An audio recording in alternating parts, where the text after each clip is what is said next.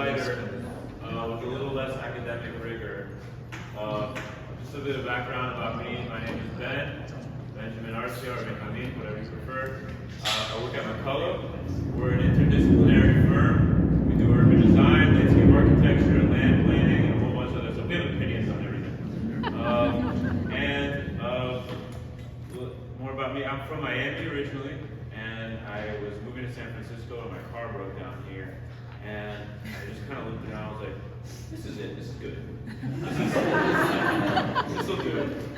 And 10 years later, I feel very lucky to have ended up in America's okayest city.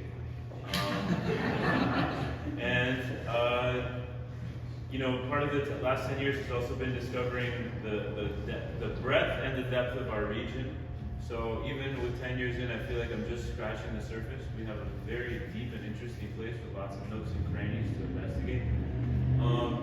But in the interest of brevity and fun, we're just going to go through some quick ideas and some observations, and later feel free to roast me on them. So this is our region, according to Google, and I'll just point out the things that I noticed as someone who deals with landscape and nature and stuff. First thing I noticed is the coast, right? Then the mountains, and the way the mountains shelter us from the desert beyond. The way those mountains catch the moisture and create all these riparian corridors that run perpendicular to the coast. And then all the human stuff we built in between. And I've spent a lot of time in the human part because I'm an urban designer. But one of the things that has been interesting about living here as opposed to being in Florida is just how intertwined the natural and the human environments are, and the way they influence each other in different ways. And then I got fascinated with the border, as most of us in this room are, and it led to some other epiphanies.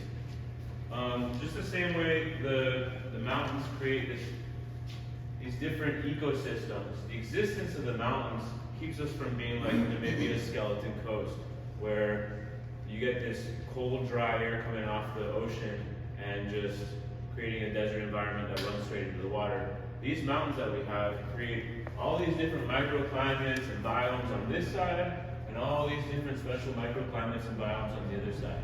And that's as a result of several million years of being there, figuring it out, nature doing its thing. And the border kind of acts like a geological feature as well.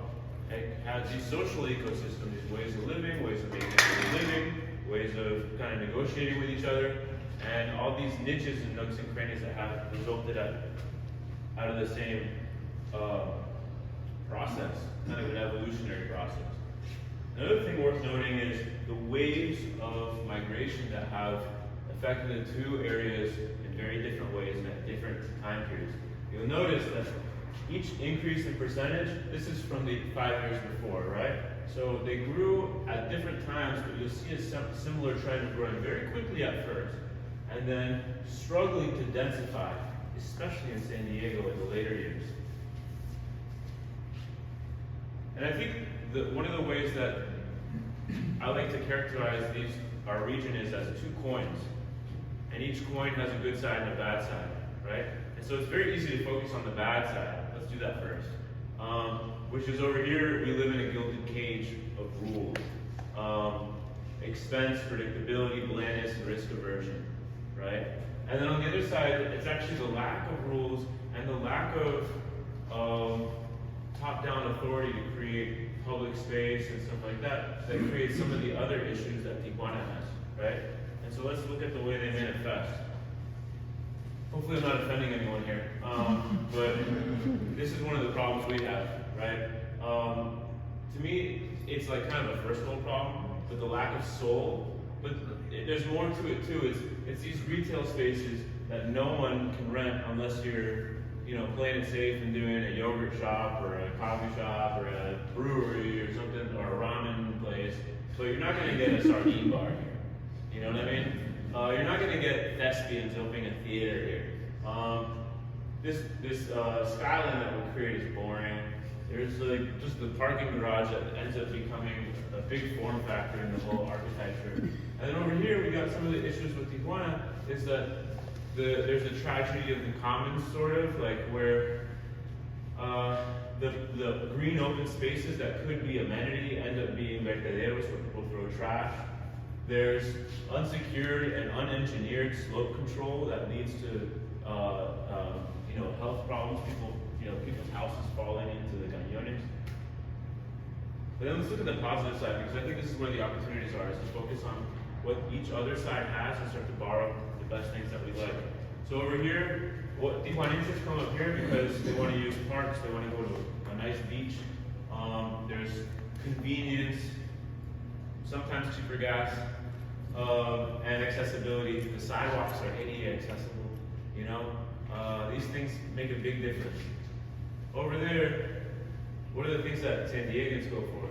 It's something you want to discover something new. There's some vibrant spontaneity. There's a magic and a simplicity. If there's actually part of it is just a lower cost per square foot in rent. So if you want to try an idea out, like, hey, I want to do a cat massage parlor, it's easier if you want to try it than here, right? So what are some ways that manifests? In terms of order, this is an example from South Park. These are all things that are according to rules. These are actually things that you have to do. Bike racks, a share-up, which is, we complain about share-ups being an incomplete solution. How about one share-up if you want, right? Trees, required to create canopy over the sidewalk. In Tijuana, what are some of the freedoms that come with maybe fewer rules? This staircase at Telefonica, I know many of you have probably stumbled up and down it, is not code. But there's no other way you can make that space happen unless that stairway were as steep as it was, and if it only had one handrail on one side instead of two. Like, all these things kind of add up, And then the fact that you have mobile food that's actually there forever. You can't do that. And then up there on the roof, you're sitting and enjoying the view. All these, and it's not ADA accessible. Can you imagine trying to fit an elevator in there? No. So there's certain things to both sides that we should borrow. So I'm going to do the boring one first, which is how do we bring freedom to San Diego streets? So this is kind of the simple premise.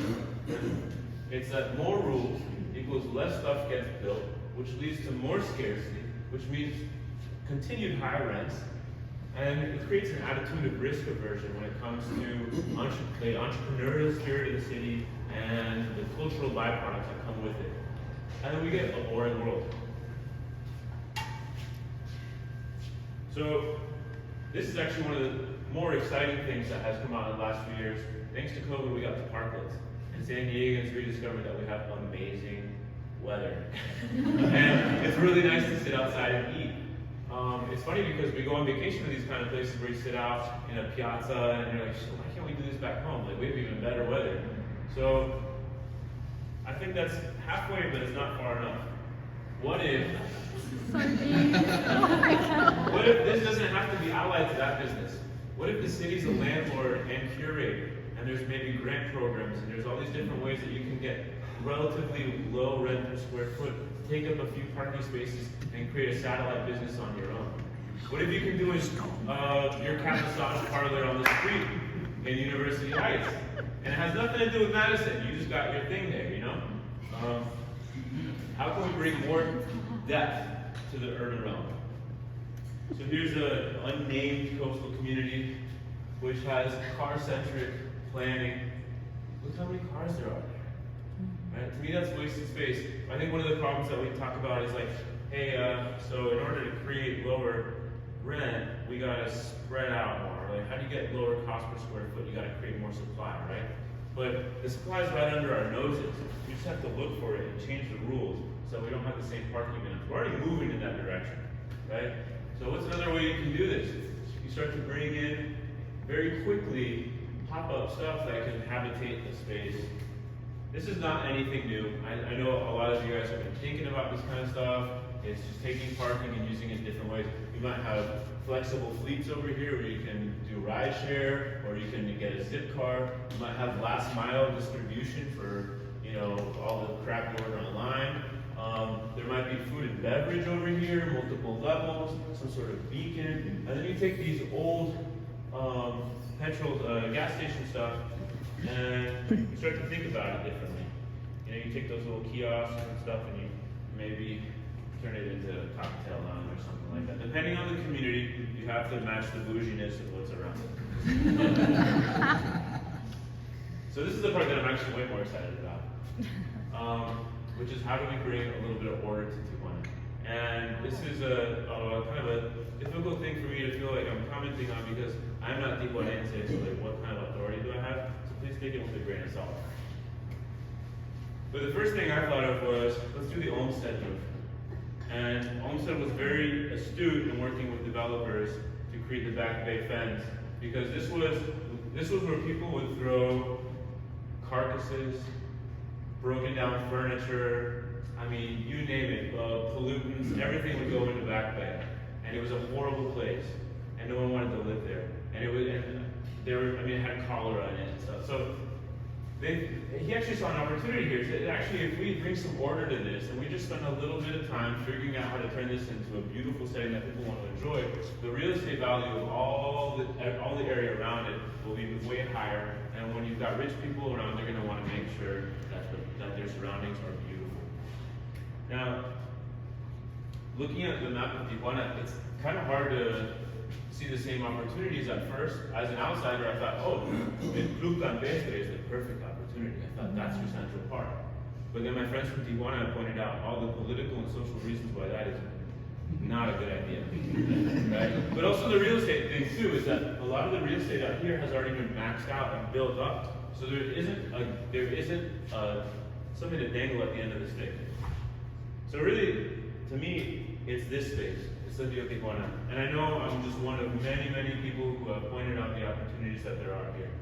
And the refrain is always the same, is, hey, where's the money to do it? Where's the money to turn it into a natural environment like the LA River? Where's the money to maintain it? You know? But I think there might be a solution that kind of goes with the Olmsted mode. So you start to work with private developers and you try to use the forces of the market to make something good happen. So step one, we're going to take it from kind of a landscape architecture point of view, and we're going to take it a few steps out and zoom out as we move up. So the first step one is just selectively demolish a few pieces here and there. Jackhammer out some parts of the concrete channel and start to plant it with cottonwoods, willows, and other riparian trees that have super aggressive roots. I mean, these are trees that can crack boulders, they can move the earth because in search of water. So use that power of nature and each cluster of trees start to spread its roots and destroy the pavement. And you'll get all these kind of marsh grasses and stuff in between that start to come in on a yearly basis. Before you know it, you've got something that looks a little bit closer to nature, and with that comes the perception of amenity. So you might start to bring access down into the space. You might start to have buildings that populate the space on stilts. And at first, it'll probably be nightclubs and bars like that. Those are the most adventurous kind of proprietors that will get into this kind of thing, right? Imagine this thing is on stilts and you're partying out there on some deck, and there's a whole view of all the hills around you, you know? And then over the time, as the natural environment starts to take over and we stop maintaining the concrete and starts to erode away, we can start to get that meander back. And we can start to get some of the natural infiltration that is supposed to happen, and we get it looking closer to a natural river. Because you want to slow down the water. That's one of the most important things. So I'm going to go through two examples and I'll get off. But one of the more complicated ones, and I think this is an incomplete idea, but I still want to share it with you, is Casa Villa Tijuana. My friend Tatiana just was the first one to really point out the opportunity here, and I've become kind of obsessed with this place. It's this dead mall over here, owned by someone who doesn't want to do anything with it. And it's one of the most incredible opportunities because the border crossing is right up there. You cross this bridge, and it's really the most direct pedestrian route from the border into downtown Tijuana. So let's look at ways that we can create some amenity here. First thing is you start with that strategy I just described. Selective destruction, start letting nature take over. And then you start looking at these areas as more park-like settings and start creating a little more green around them. For a lot of folks, this is their last view of Mexico before they go into the US. Why should it be a parking lot? Let's talk about that later. Then you focus on pedestrian circulation and ways to create actual, has to relate to people's lives. And the fact that there's green around, that we, going back to the Olmsted move, we're calling that back and we're saying, okay, developers, look at all this value that's available here, that's anchored with green spaces and international connectivity. So you start to build it out. You start to leverage the fact that you've got this levee with a berm that connects all the way across the city for miles. And you start to think of this as one of several green nodes that are connected throughout the city. So one more example, Plaza Rio. So in Plaza Rio, similar idea. What we've got is actually, if you look at this as a figure ground, you've got a void on the edges and a positive space in the middle. I say we flip that, I think that doesn't make sense. So you cut out the middle, make a park, and the way you pay for this is through the opportunity here financially. So there's all this development opportunity right here. There's probably right now restrictions on what can be built there. And you say, okay, no, screw the height limits, all that, any kind of zoning, you can do whatever you want here. You got whatever you're buying, you got to put money into this business improvement district or something like that. This general fund that's going to take care of this green space. So it's in their best interest for their rents, for their tenants, everyone involved, for this green space to be managed privately, so you kind of have this public-private partnership going on. And you think again about connectivity. You've got open corners to Glorieta over here and another one over here. Start to bring people in different ways through the site, across the site, and down to the river even. Because most of the time it's just a little trickle. So if you can just get people out when it's flooded, let people enjoy the space when it's not. And when you build it out, you can start to bring these structures into the river, as I mentioned earlier. And you might have sky bridges over the Via Rápida. And you might even have ways where you start to create speed tables and slow people down. Because if it's worth it, if it's this big, amazing thing with the Central Park and all these things, it's fine if people need to slow down for 30 seconds on the Via Rápida. Big deal. So let's look at what that looks like in the big scale. So the one up there, that's the first example I showed. That's Plaza Rio Tijuana. This one's Plaza Rio. And then you start to look at other opportunities where we've got large land uses that are huge opportunities for this. And that purple active mobility network that will connect it all. Bikes, e-bikes. This is a funny thing. I always tell people I love biking in Tijuana. And they're like, what? No one bikes in Tijuana. I'm like, exactly. You go at rush hour and everyone's in traffic, angry, and you're passing everyone on your bicycle. The opportunity here for active mobility is incredible. So over the long term, you start to expect that the sphere of influence of each green node will start to extend outward. And you'll have other urbanization as a result. And one of the biggest concerns is how do you deal with mobility at that point?